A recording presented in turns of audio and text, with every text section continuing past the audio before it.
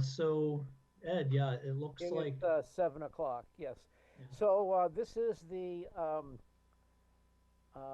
March 12th meeting of the Community Preservation Act Committee, Recording and in progress. I have to repeat that again. Jeez. Oh, okay. So we are following Zoom procedure, and we'll have Wayne give us the details, and then we'll do a roll call. of course, let me find the agenda here so I can read that off. And there we go. This meeting will be conducted remotely over Zoom. Attendance by board commission members will be remote, and remote attendance shall count toward quorum. The meeting may be broadcast live and will be recorded on ECAT. To use Zoom, use the link in the posted agenda. We try to keep meeting operations as close to standard procedures as possible. Um, while everyone is on video, the public participants will be in this meeting as an attendee and can be promoted to panelists when relevant agenda items come up for them. They can also use the raise hand function if they want to be recognized to contribute to the conversation. Um, there is also another element of this, and Ed just alluded to that. For these remote meetings, we need to do a roll call attendance, and we also need to do roll call votes. People state their last name and whether or not they're here or that they're here, and how they vote when votes come up. So those are the things that are a bit different from an in-person meeting. And I would like to add one other thing since we have people in the waiting room that represent two different projects. Please, when you identify yourself, identify what project you're here to speak. Yeah, absolutely. Yeah. So let's start with the roll call, and we'll go around. Hands, aye, I'm here. Jim, I'm here. Amos, Here. Roger's John. What? Who? What? Roger's here. Okay. John. Hello, John. I think he's frozen. His Sheedy screen here. is probably frozen Frozen. again. Yeah. Sheedy here. Okay. So everybody except John is here. So let's And go. if I could interject briefly, John, if you're having bandwidth issues, it seems like you might be. You might turn off the video, and that might save on some of the streaming amount, and you might have better connectivity. Or not.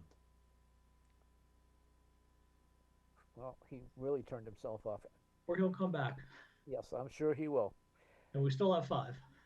Yep. Well, good. We can continue the meeting, and the first item on the agenda is approval of minutes from the February 12th meeting. I hope you all had a chance to read that in the packet of information. Does anybody have any suggested Don't changes? move. Do I have a second? Second. Hands, aye. Lee, aye. Sheedy, aye. Rogers. Roger's aye. Graham, aye. All right. So that's taken care of. So the main purpose of the meeting tonight is to have the three um, uh, groups that have put in project applications. I can tell you right away that Frothingham Park has withdrawn its proposal for the Maytown meeting, and the discussion there will be limited to whether we encourage them to apply for the fall 2026 meeting or the um, annual town meeting in 2027. Um, so the first project on the agenda is the Children's Museum. The Children's Museum was part of a lively discussion last night about the proposal for the Children's Museum. We do not have to vote yes or no on this tonight. We may want to get further information. The Children's Museum is using Mr. Greg Strange as a project advisor. He has some health issues, but promises to have a packet for us for next week, so we can continue this discussion until we get those things. But let's talk about that first. And we do have a couple of proponents here, or at least one. That would be Christine Santoro, and there she is, promoted to a member. Christine, would you like to present your Happy to. hopefully less combative presentation that I see? Look, a smile almost. That's good. Okay. Yes, I don't think I was too combative last night. No, you weren't. I'm happy to be here. Thank you for having me and hearing me. So good evening. I'm representing the proposal by the Children's Museum of Easton, and I do have some updates. Tonight, my project manager is unable to be here because he had some medical issues. At the next meeting, he will be here with me. And last time we were before you, I told you I would get some updates on costs, and I did get some of those today. I've got a couple questions on a few things, so I don't want to submit what I have yet. But I would think by Monday or Tuesday I should have an update.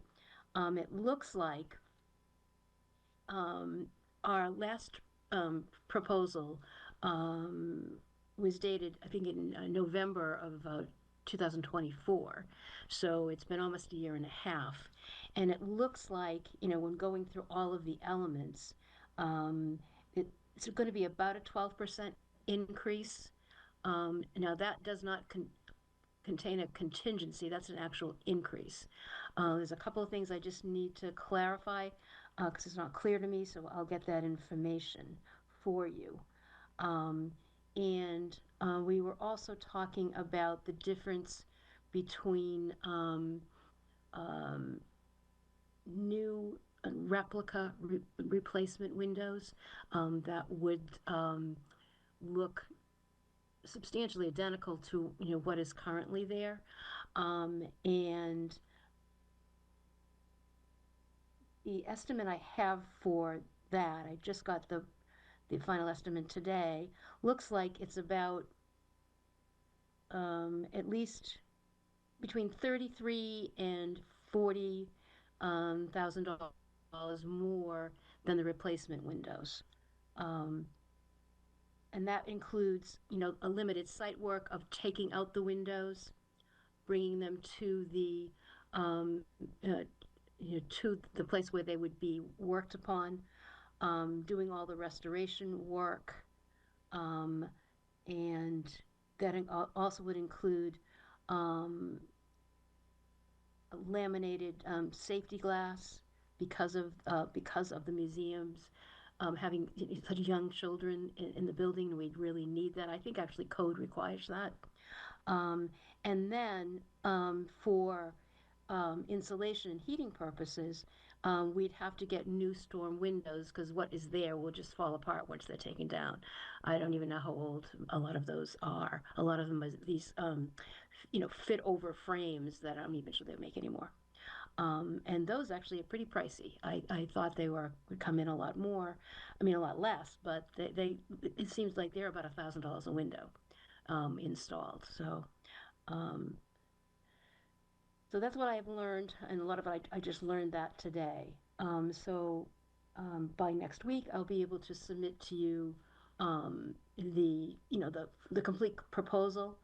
And because I really just learned about having to get a proposal for restoration in January, I have one. It seems like it's a good proposal. I've talked to the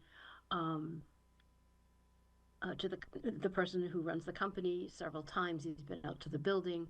I feel pretty confident, if we were to go that route in this particular company. So I'm not sure what else one other thing. One of the things that was mentioned at the last meeting, I think it was Meredith suggestion was to contact Mass Save. And I did that right away. We weren't able to get them out to the building until yesterday.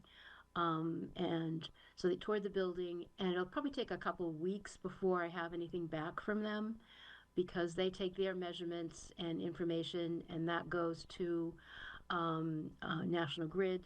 National Grid does whatever they do with that information, and they'll come back with some kind of proposal for me. Okay, that's great. There's a rush to take a vote, but it's not an immediate rush. We can vote on the 19th of March or even as late as the 26th. So you do have a few more days to get your proposal together. The reason that this has become sort of a sticking point is that the Historical Commission has to issue a certificate of appropriateness for the changes, and there's a dispute over what is actually required related to the windows. The face of the Department of Interior window standards seems to indicate that we as the CPC can't pay for modern replacement windows. We have to pay for reconstruction. And we want to give everybody an opportunity to explore that a little bit more and see if there's some other alternatives. The Children's Museum obviously is arguing through the issue of safety and better environmental circumstances that replacement windows that look similar would still be appropriate. Much of the proposed replacement windows would have some original material in it, but it wouldn't be completely original.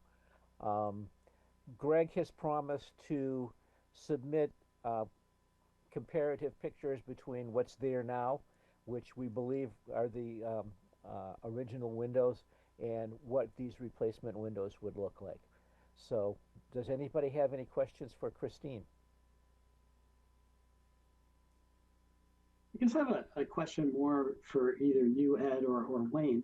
So who decides about the appropriateness of these two possibilities? Okay, let me give you a little history of the CPC. Once upon a time, when we started this, it was very kind of loosey-goosey, and we had to come up with our own procedures.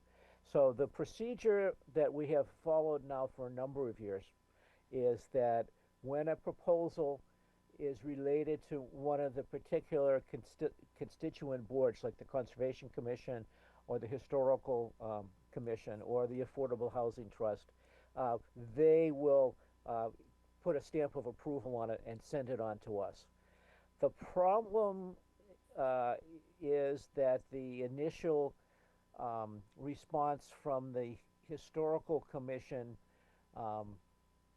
was ambiguous about this issue of windows, and it's unfortunate.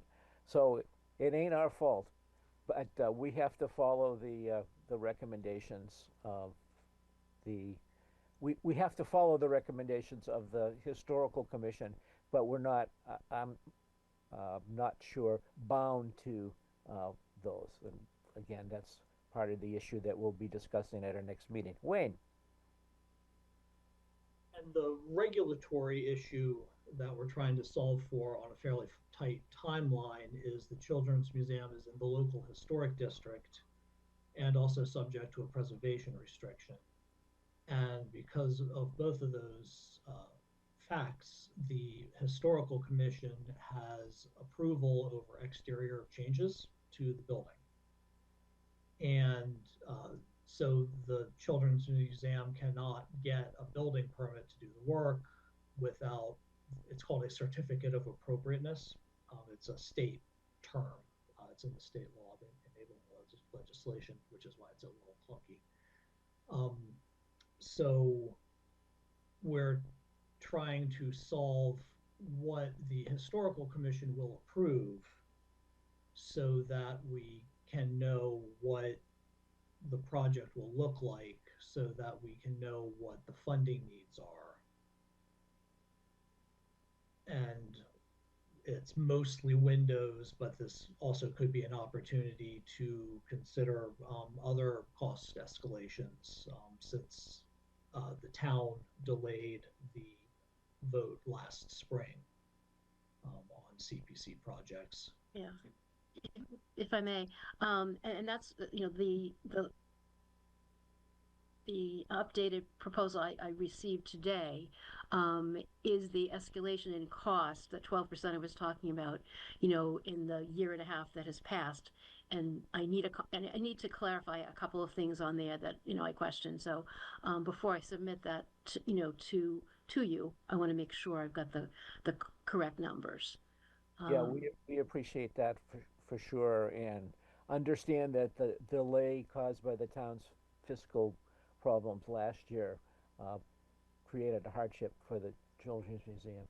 We don't want to delay this project any more than we have to, but again, there's a issue of what we can and cannot fund. You have a question about that, Ed. Where do you find, those regulations about what you can and cannot fund? I'm unclear on that. There's two sources of information. One uh, came out in a packet to the Historical Commission today. Did you send it to this group as well, Wayne? No, I sent it around. Okay, so that was the Department of Interior standards. The other, Correct, the other piece of law is the law that established the CPC, and it specifies what can and cannot be supported. That might be a source to look at. I haven't looked at that one in a long time, but I don't think it gives us much wiggle room one way or the other. So I don't think we should discuss that tonight until the folks here have an opportunity to look at the Department of the Interior standards. I would urge you to go back and take a look at the restoration, rehabilitation, etc. Section of the CPC law. The one thing we want to settle this as amicably as possible so that construction can begin immediately. And the alternative to that is it's the choice of the Children's Museum whether they want to challenge in court any decision that gets made, which would then delay the project for another year. Well, I can say that, we certainly want to, settle everything amicably as well. No one's looking for, to continue a dispute. However, I think that, in my opinion, is that the vote that was taken by the Historic Commission, back in December of 24 is quite clear. If you go back and you go through and you view the entire recording, the vote's pretty clear. So, in my opinion, so I would encourage everybody who hasn't seen it to please view it. But other than that, if you have any other information you'd like me to get, I'd be glad to do that. And in terms of the Department of Interior standards, I believe they're updated. I can't remember, maybe the late 90s, and in those standards, they talk about weather, efficiency and things like that. So I think those are certainly mentioned in there, and I'd like those to be considered because those are part of the standards as well. Maybe not the original ones, but certainly the updated ones. I think the original ones go back to the 1970s. But the one I was referring to, I think, is either 1997 or 1999. Mm-hmm. Well, given that, I wonder whether it might make sense to get input from the Easton Environmental Stewardship Council on that question. Just to have them weigh in, perhaps. Well, I think without involving them, we can all agree that a more environmental answer to the question of the windows would, you know, um, would be a benefit. The argument is that it's a benefit. We've had historians on the Easton Historical Commission, some of whom have gone on to bigger and better jobs, that will argue that thermal paint is not any more environmentally efficient than a well-constructed original window. Um, so that opens up another can of worms, if you'd like. We could always do that. What I would urge you to do is, as Christine suggested, take a look at the tape of the December meeting, see what the sense of the commission was, and then also take a look at the letter that was sent to the Children's Museum. And there's that's where the crux of the dispute is between what was said at the meeting and what ended up in the letter.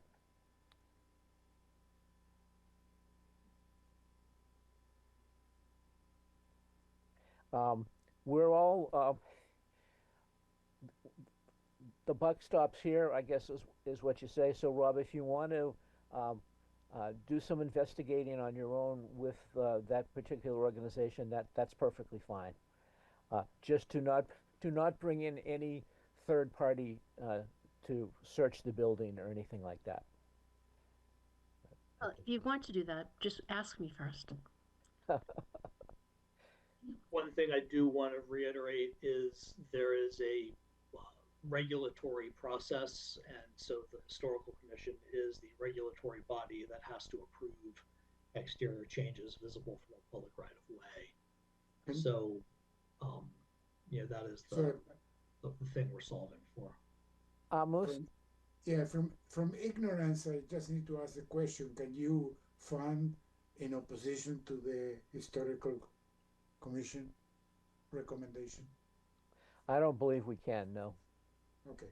The Historical Commission, that's an interesting question. But that will be the point. So I'm not saying that we decide, but we need to know if legally or procedurally we can do it or not. That is my question. Well, I think that if I were a lawyer, and thank God I'm not, I guess, is that the Historical Commission is the regulatory board. If we agreed with the Children's Museum that their ruling was wrong, we could conceivably join as a friend of the Children's Museum's suit. But I hope we don't have to go that far. I hope we can resolve this issue, fund the project, and get it over with. John, you had your hand up. Yeah, just quickly, you stated everything very well, Ed. Rob, I appreciate that you can look in from another angle, but I think, and tell me if I'm wrong, Wayne, Ed, we've gone through this quite a bit, but I think the two standards that we have to be going by is the federal standards and the CPA standards, correct? Yeah, the federal standard puts the limit on, by the legislation creating the CPC, puts a limit on us. And so it gets... One thing I could suggest, and I will follow up on this, is that we spend $2,500 a year of our administrative funds, maybe even more now, to become a member of the Community Preservation Act Coalition, which does list all the projects that have been funded in the state of Massachusetts since the inception of the act. And we could take a look at, I could take a look at that and see if there's any discussion of flexibility on windows.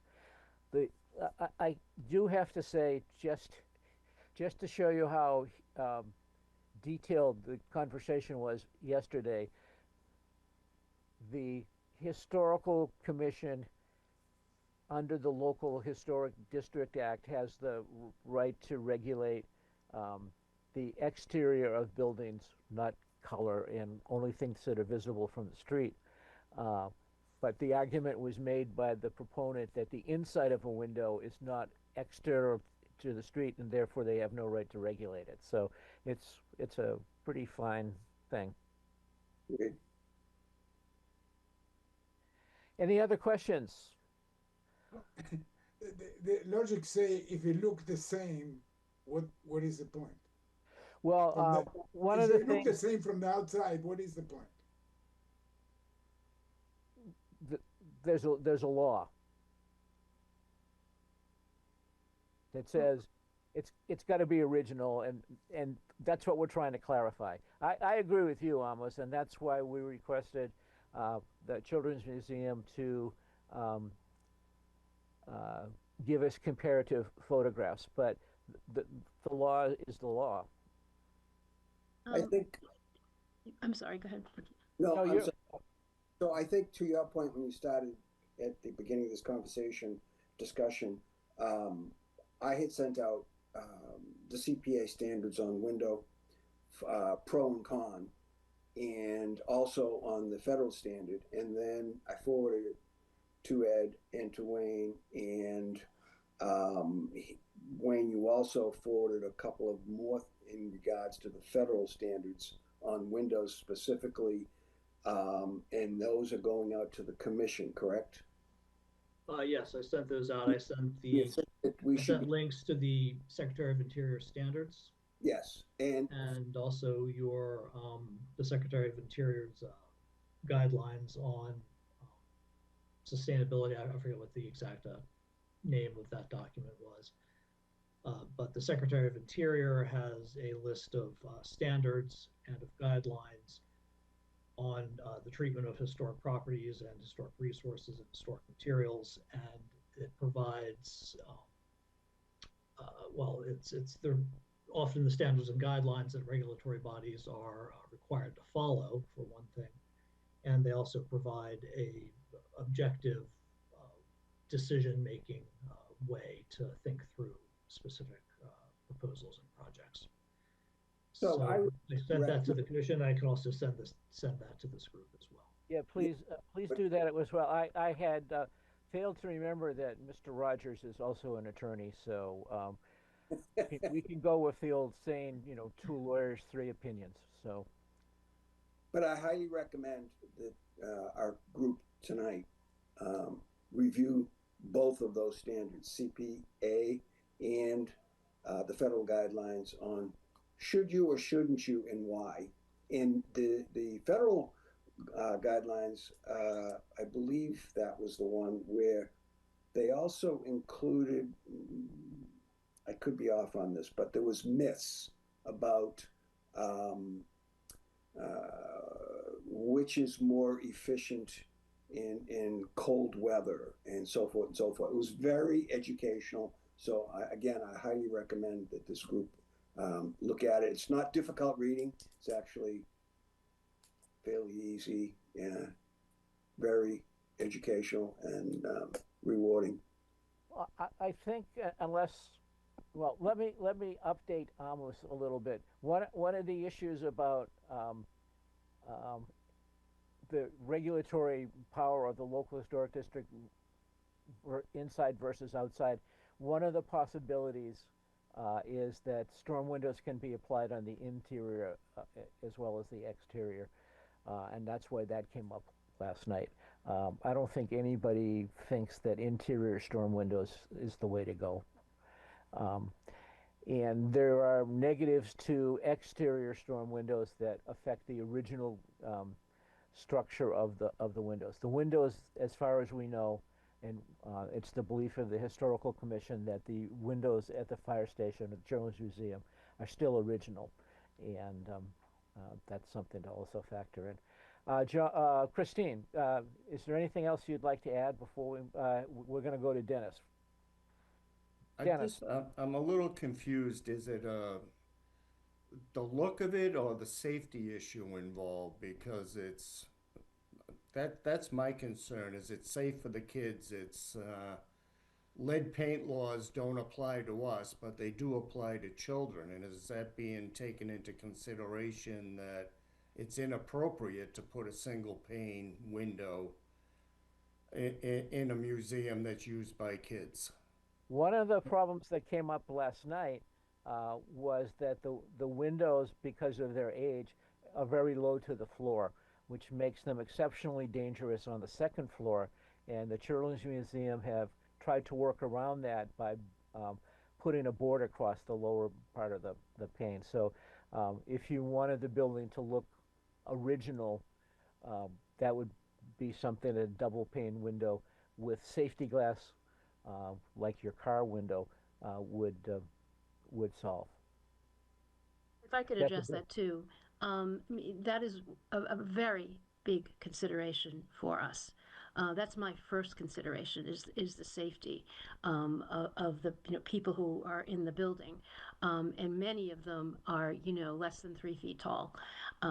We have people who are children who are crawling, coming up and pulling themselves up, and children move really fast. So the safety of those windows is a huge consideration. I mean, right now we have these wooden boards, across many of the windows, at least 19 of the windows. You can't really see out the window. The windows, are not in great shape. You can't really open up the windows and have them stay open. If you wanted the fresh air to come in, and the wood panel there blocks it. So it's a huge safety issue. And I did discuss that with the gentleman from New Outlook, who may be doing restoration if we have to go that route. And he said that you've got to have what he called. Let me see what it is called.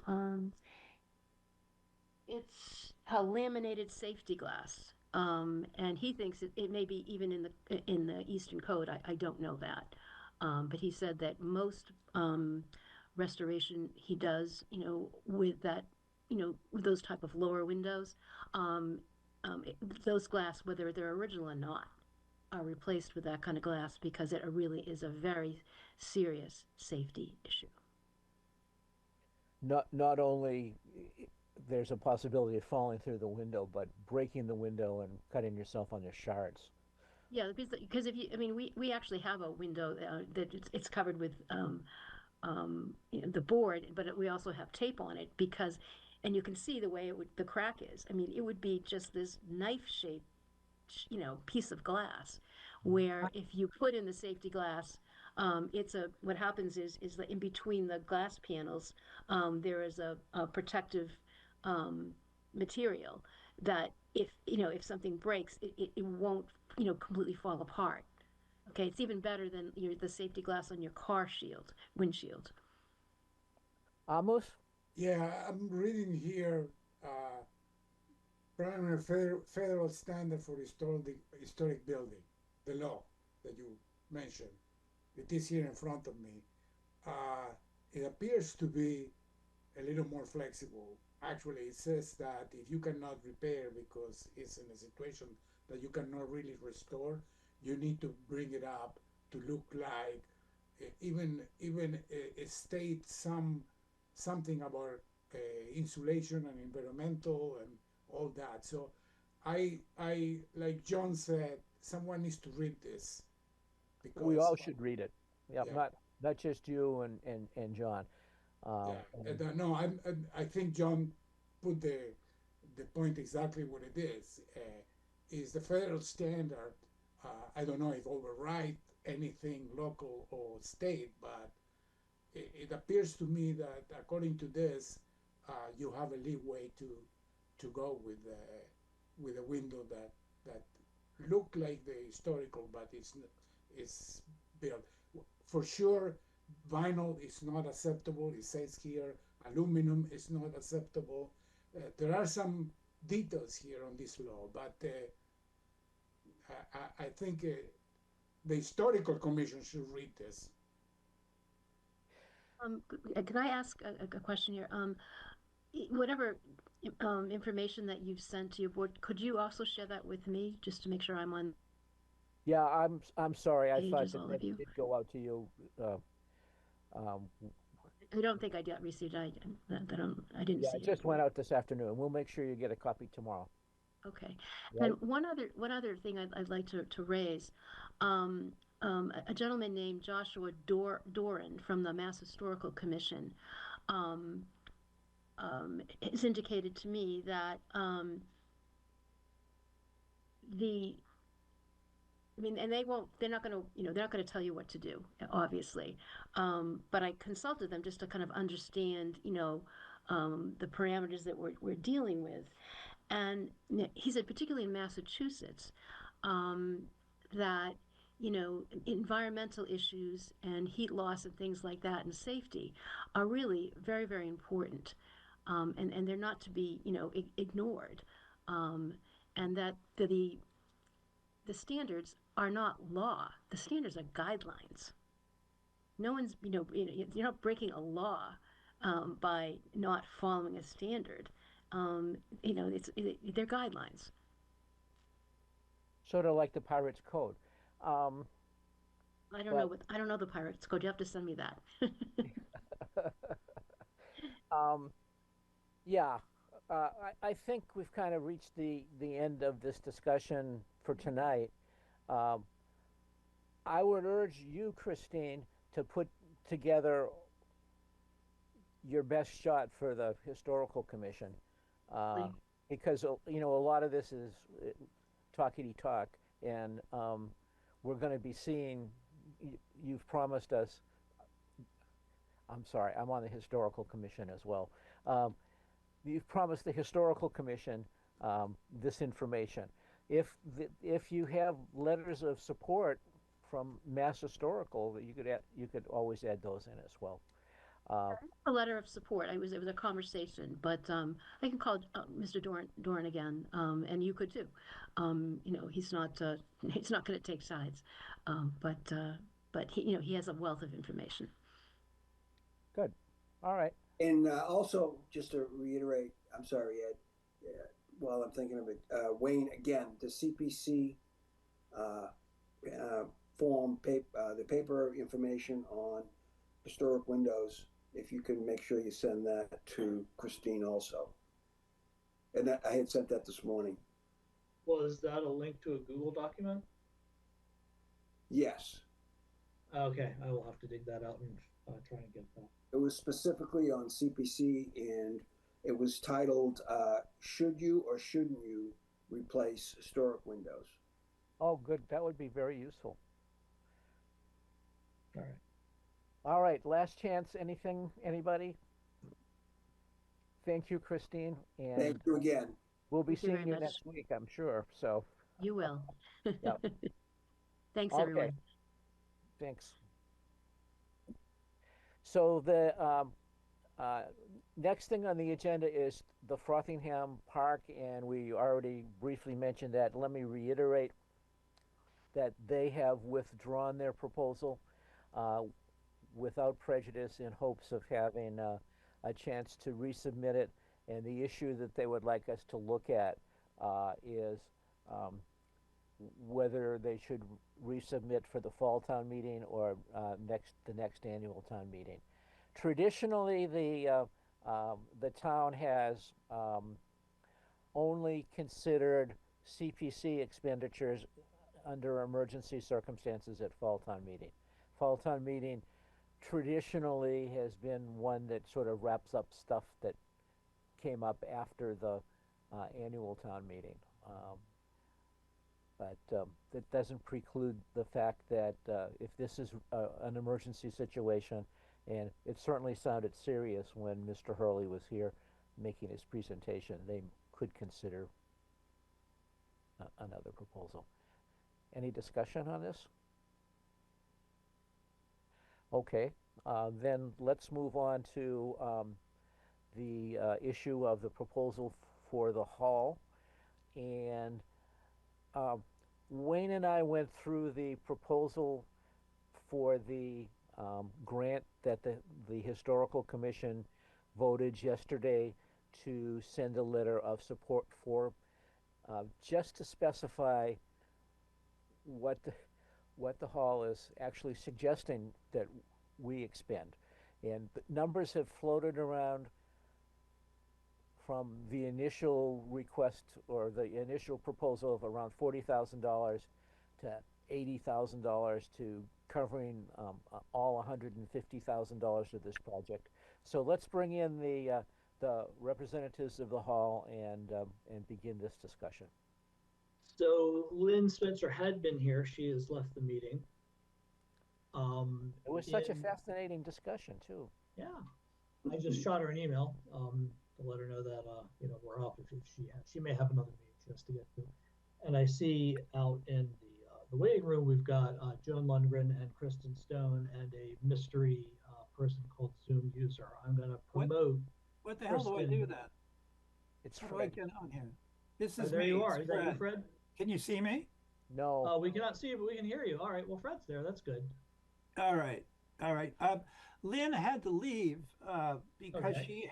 she has to run a meeting in the haunt, and she's the chair of that committee. So she Oh, I see. she sends her regrets. Yep. So it's me you got. Okay. I will leave Kristen and Joan in the attendee list, if that makes sense. Or should I promote them? Fred, what's your guidance on that? They're fine like they are. Okay, great.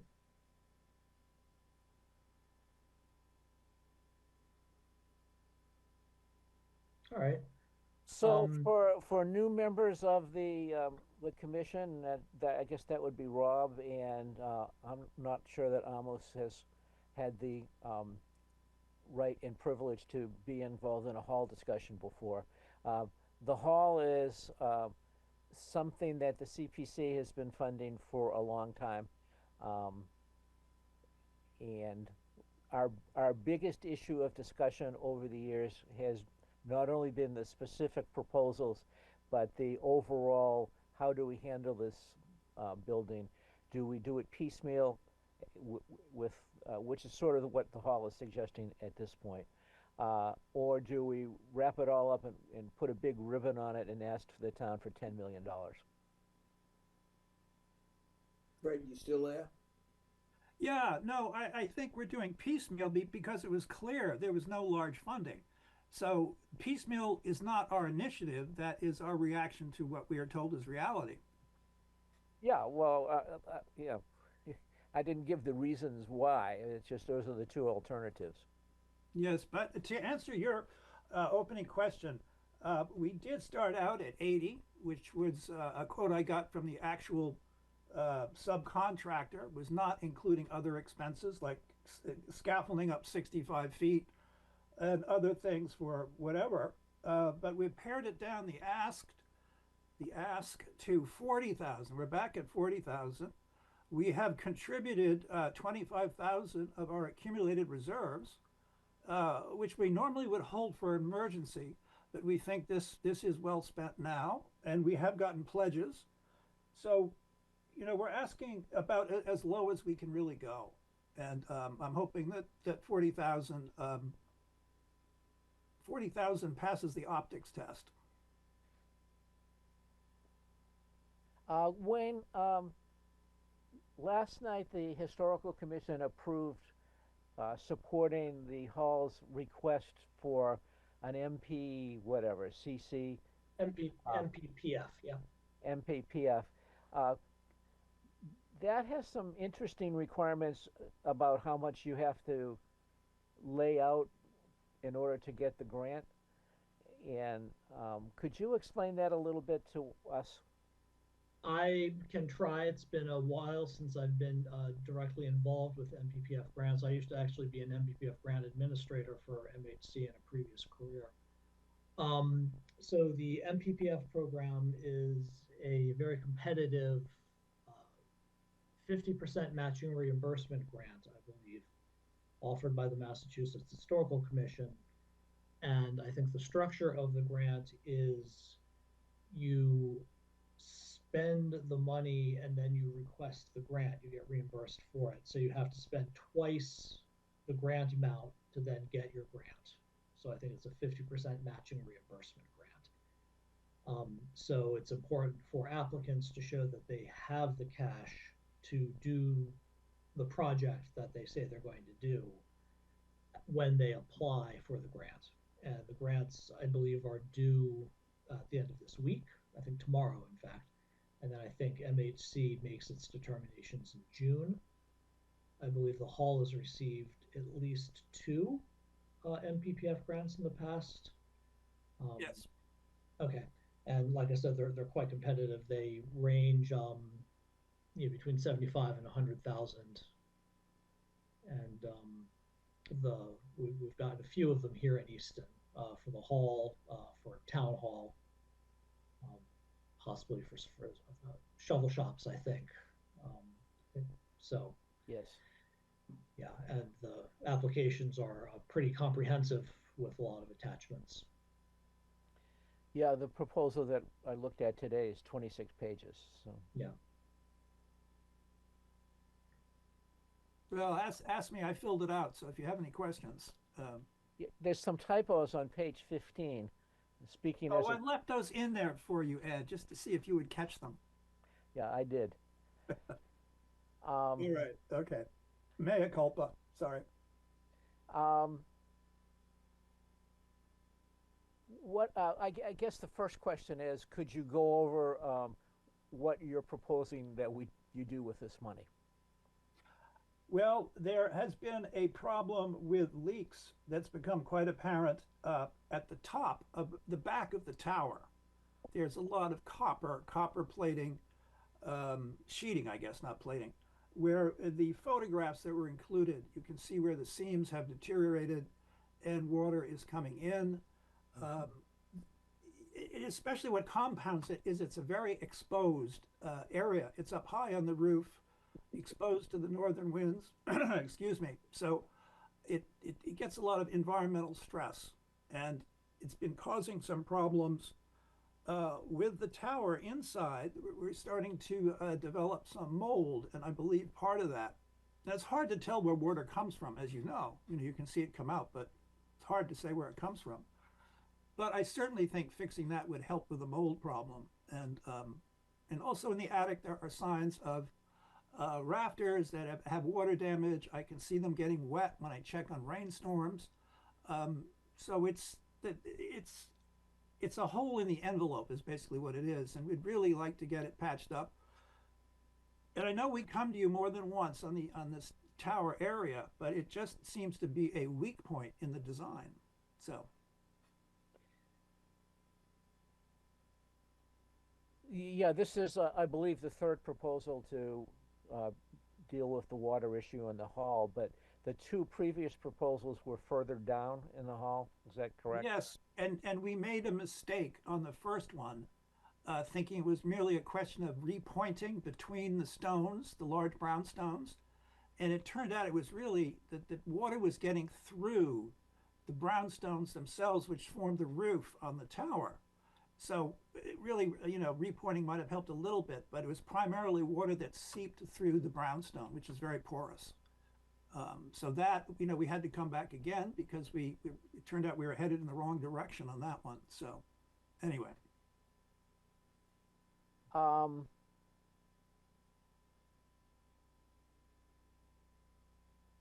As you know, your last discussion with my predecessor, Mr. Broussard, the CPC left you with several questions. Primarily, the one is what is primarily the one? Primarily the one of a business plan for the hall. Where does that stand at this point? Well, it stands pretty much at a standstill. And that, yes, and the business plan is really an important element to the overall large building-wide request, which is going to be in the millions, at least $1 million at this point, as opposed to this, I would say is more borders on the emergency. And but this, I'm not going to go. Hey, Ed. At this point, I don't feel I should go into why. Some members on the board are aware of why there is a stalemate at this point, but I don't think this is the forum to discuss that. Well, first of all, I don't want to break with my predecessor because that's the policy of our board. But I guess the question, aside from the fact that this is a historic building, it looks like it's never going to pay for itself. So at this point, the town is in a fiscal crisis. Um, why should we invest in something which you're telling us is an emergency, but you discovered this 2 years ago? Well, this is deja vu. If it was an emergency 2 years ago, it's more of an emergency now. And you know, when we had the problem with the trusses, which the CPC saved us. Basically, there's no other way around it. There was no business plan requested for that, and I think this falls under the same category as being a site-specific. We think it needs to be done as soon as possible. What the business plan was tied up in was a whole building makeover.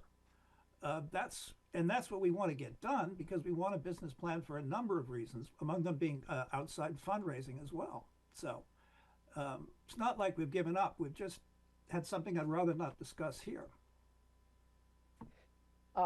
Just one further point for new members. The hall did several years ago engage Lynn Spencer and a bunch of experts to come up with a maintenance plan for the hall, which is very comprehensive and is available if you guys want to take a look at it, which I recommend you do, because it's a nice piece of work, lots of architecture stuff in there, and quite a bit of history. Okay, John. Hi, Fred. I'm in favor. We haven't had a formal vote on this, but I'm in favor of this fix. But I do have some concerns. One of them, we knew about this 2 years ago, and I know I asked you this at the last CPC meeting. The staging costs are out. I'm not saying it's not worth it, but they're outrageous. It was about $40,000 for the setup for the staging. Is that correct? Yes. So yes. we knew about this 2 years ago. Now we're going to have to spend another $40,000 to put up staging. Is that correct? I would, yes, I think so. I mean, I'd have to get it out, but yep, go ahead. So with, again, beating a dead horse here, not only our community, but all the communities in the Commonwealth, but the budgets are extremely tight, and they're only going to get tighter. I don't see anything in the foreseeable future, unfortunately, where this is going to get relaxed a little bit. So with that said, we love the hall. I think everybody here agrees with that.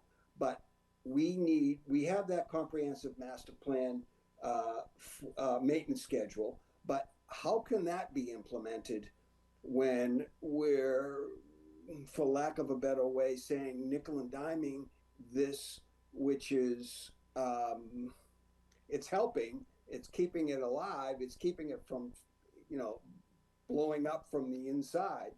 But I feel strongly that we keep kicking down the road this business plan. And I know you might disagree, but back when the previous chair, Tom Prasad, there was a proposal that was, it started between 5 million, 10 million, 12 million. And there were several people that were actually pretty on board to finally get this done. But we couldn't do it without that business plan. And it seems to be the crux of our direction with the hall. It's been going on for a long, long time. I only say this, and I don't say this to badger you with it or come out the wrong way. My interest is the hall. And I just feel like, again, we're kicking it down the road, and we need that plan, not necessarily just the plan, but it's a two-part. We need the plan and the implementation of the plan. It's at a critical point. You know it more than anybody. And if there's a trustee or trustees on this, it's the days of being able to raise funds through, some kind of a local dance or whatever. It brings attention to the hall. It gives usage, but it's not raising any funds. If I could jump in, John, it's a eloquent speech, but I think you've made your point. but I'd like to support that point a little bit. Number one, I think any comprehensive plan to solve the problem of the hall is going to require some complex planning, like we did with, and you were a major part of that, Fred, with the shovel shops. You know, multiple sources of funding, grants, grant writers, all sorts of and people. one of the issues that differentiates the hall from the shovel works is the shovel works was not run by a nonprofit. It was a business, but the nonprofit has a system of governance which may or may not be acceptable to the town putting a lot of money into it. That's all I'm going to say about that. However, I'd like to get back to this issue of the scaffolding. When was the scaffolding taken down? I'm sorry, the scaffolding for the other project, probably about 2 years ago, maybe. What happened was it was taken down about the time this was discovered. Okay, it was coming down. That was on a previous, that was finishing up with the leak that caused the truss problem, and other things were looked at. So when that scaffolding was coming down, they decided, they went over and they looked. They did a more broad survey of it, which is a responsible thing to do, and that's when it was discovered. He said, you're gonna watch out for this. Maybe you got a year or two, but it's got to be fixed. And so that's what happened a few years ago. So the scaffolding was up when the problem was discovered. Scaffolding was, yeah, it was coming down, but there was no, that we didn't have any money to fix it, Ed. Right? That's certainly one interpretation. No, that's the facts. I mean, I could look at the bank accounts and say, do we have enough money to pay for this? And the answer was no. But you could have come to the CPC. Well, now yeah, the CPC was very generous and they came to our aid, and that was great. And we were very appreciative of it. And there was some thinking, yeah, well, do we go to the well again, or we just wait a while and try to figure this out? The CPC has done a lot. Yeah. So that is part that goes up in what happens, so. And also, I just historically, the hall does not have an endowment like the library or others. And it states clearly that the town will support capital improvements of the hall if necessary. So I think people aren't aware of that historic relationship. This agreement was passed in town meeting. So this is the nature of the beast, guys. This is how it started out. This is how it was accepted in March of 1882 town meeting. The problem is, having looked at it a long time ago, whether those public-private compacts made in 1882 are still legal in the state of Massachusetts. But let's not get into that. Let's focus in on the $40,000 request and open it up to other members of the commission to ask questions. Other members of the commission. Okay, but I just want to jump in, because that is the what you should really put perspective in is how this building was created, what its role was, and that really should shape people's thinking about this. And over the years, there's been a lot of private support and not going to the town. What happened recently is, just after 140 years or so, things got worn out, and suddenly, it needed a lot of work to catch up. But prior to that, and prior to CPC, I would say majority of the improvements and maintenance were private donations and not going to the town to ask for help. So. Dennis. Fred, you started it by saying that it's created mold. Mold starts within 48 hours of a leak if you don't dry it up. You're talking $80,000 to stop the leak, or you didn't mention any plans for how you correct the mold. You also mentioned that you made it sound like the proposal on the master plan was denied to you. It's never been denied that I'm aware of. I clarify that. I don't understand what you just said.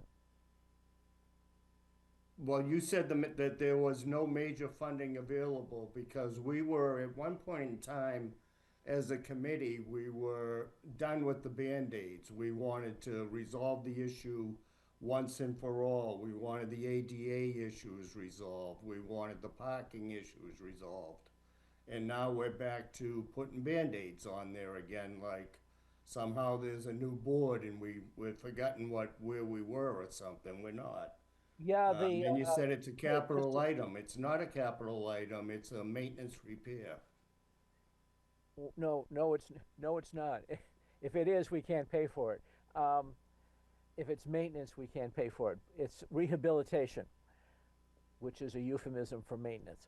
But for the newbies here, Tom and several other members of town boards worked with Fred to come up with a proposal for that $6 to $10 million thing, which never went any further. So there was a proposal.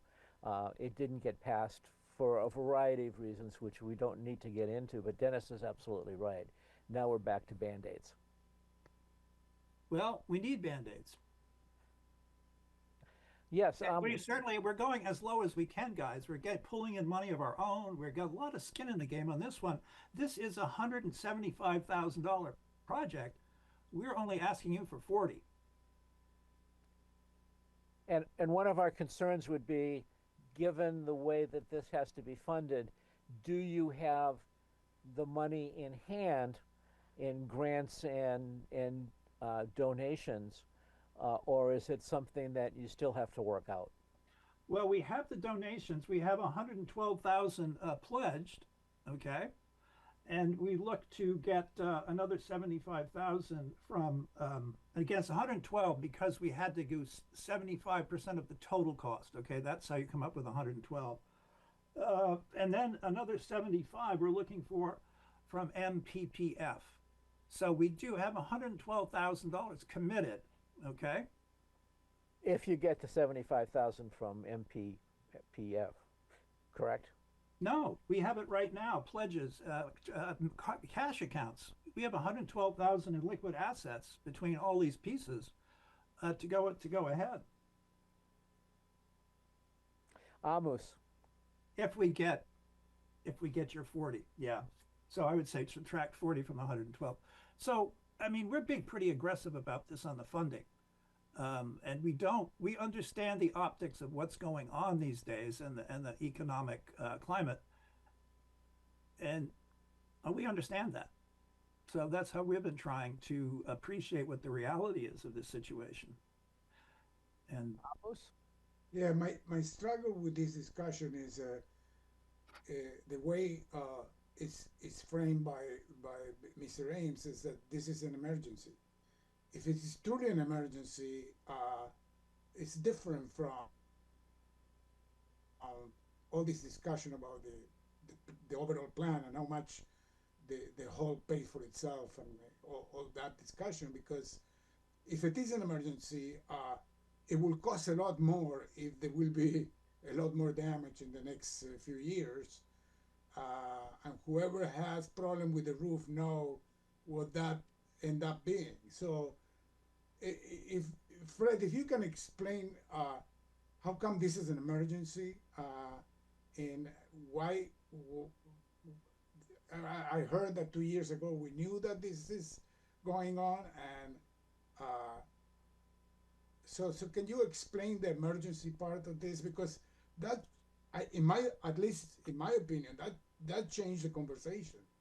With all due respect to the overall plan and everything else, I think we have a mandate to maintain this whole so it's not coming apart.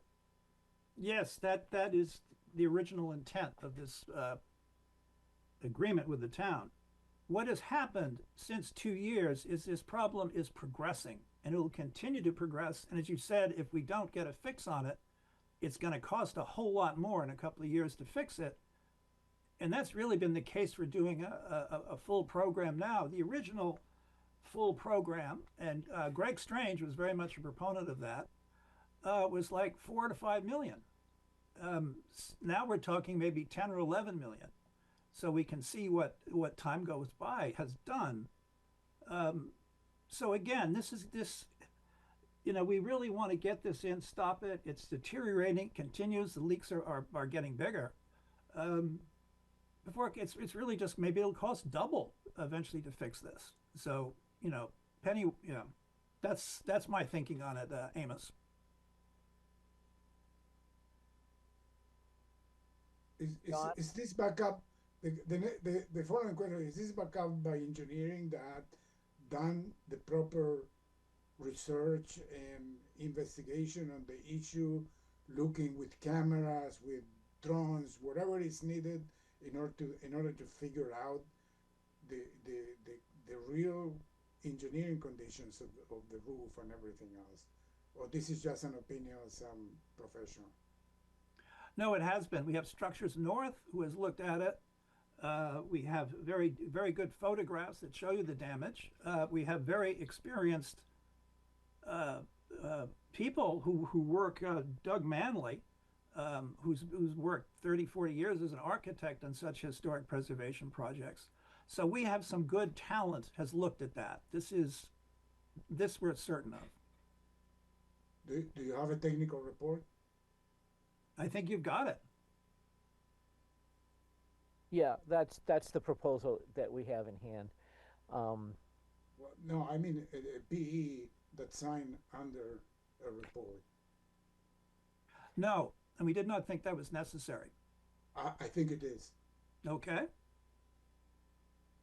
So where does that leave us?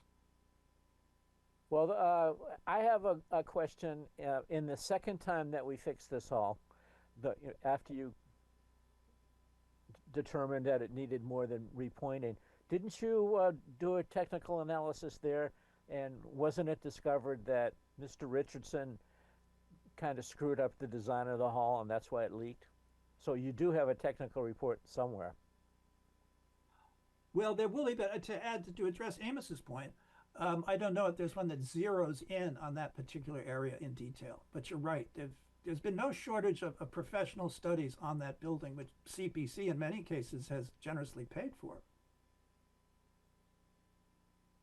We also have covered emergencies. I can think of one emergency. My favorite one is the south end of the loggia, which leaked for years, damaged the structure of the building and of the artistic design. And after looking at that at the end of 100 and some odd years, it was determined that we had an emergency because the design was flawed. It created a bathtub that just sucked in water and leaked onto the loggia. So definitions of an emergency in this kind of a building are different than the flood in my basement that happened this week. And the one emergency I really reacted to was when the truss broke. Clearly the building was in danger of falling down. The building is not in danger of falling down, and we're not being presented with any alternative to this expensive fix, which could have been handled 2 years ago when the scaffolding was still up there if we had become aware of the problem. We might have been able to fund it then. Well, you didn't consider it an emergency then. So, hindsight's 20/20, but that didn't seem to be in the cards if we had brought it up that it would be funded.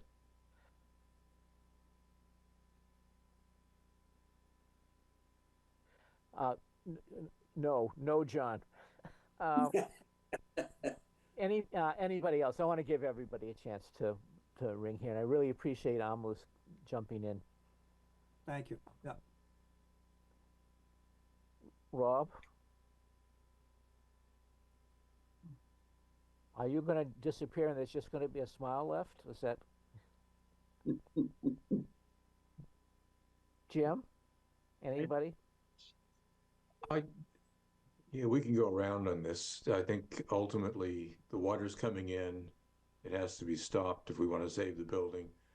Uh, I, I, I would uh, move that we include and fund this. Okay, we have a motion. John, you suggested earlier that you believe that this was necessary. Do you want to second this? I do. I second it.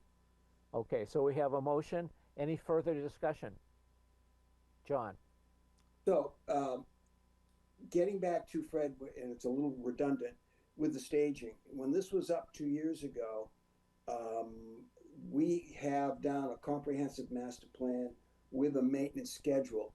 If we can get that implemented, it's in place. So the CPC can actually plan and look at this a little bit more down the road, because for what you're asking, the $40,000, that was what the staging cost 2 years ago. Now we're going to be spending another 40 in this project. I would like to see, while it's up there, a comprehensive study. I don't know if we're getting over our head with costs, but while it's up there, to do a study to say, okay, hey, we got a potential over here or over here, as opposed to 2 or 3 years down the road, we're going to run into another problem, another $40,000 to put up the staging. I don't know. If I could jump in support of John's position, I'm not sure that we need to do anything comprehensive, which always means starting over. But could we demand that the hall update their maintenance schedule and present it to us so that we would have a copy of that? And the other thing is, I don't want to leave out Dennis's good point about remediation of the mold as well. Okay, yes, I agree. And I will pursue that with Lynn, who crafted the maintenance schedule. And yeah, absolutely. I will. It behooves us to do it. So it's fine. Great. And also, when the guys are up there doing this job, they're very responsible. And plus, heck, maybe they're looking for more work, but they'll take a good look at what's around, just as they spotted in this issue when they were doing another job. So all eyes will be on it. So it's a responsible bunch. Yeah, I found that with the people that we're using at Unity Church, when they look, they see stuff that ordinary laymen don't see. Okay, we have a proposal. Amos. Are those additional comments by you and by John conditions to grant the 40,000, or?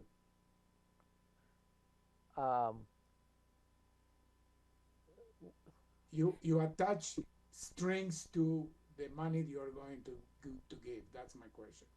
Yeah, no, that is true. Because I have another string to attach if we are going to do this, is I really think we need an engineering report, whatever that is, for maybe this specific issue only, and not do a comprehensive one, because that costs a lot of money. But to this specific one, we need something that says this is the condition of that roof, and the repair will do it or not, or whatever that is. I'm trying to think through the sort of the logistics of putting conditions on this funding for this purpose right now with the timeline and town meeting. And also this 2015 master plan, it's 2 volumes, each about this thick. So a lot of this engineering study and report does exist. Some of it might be updated. And I have a hard copy of it, and I also know that in my files I've got an electronic copy of this.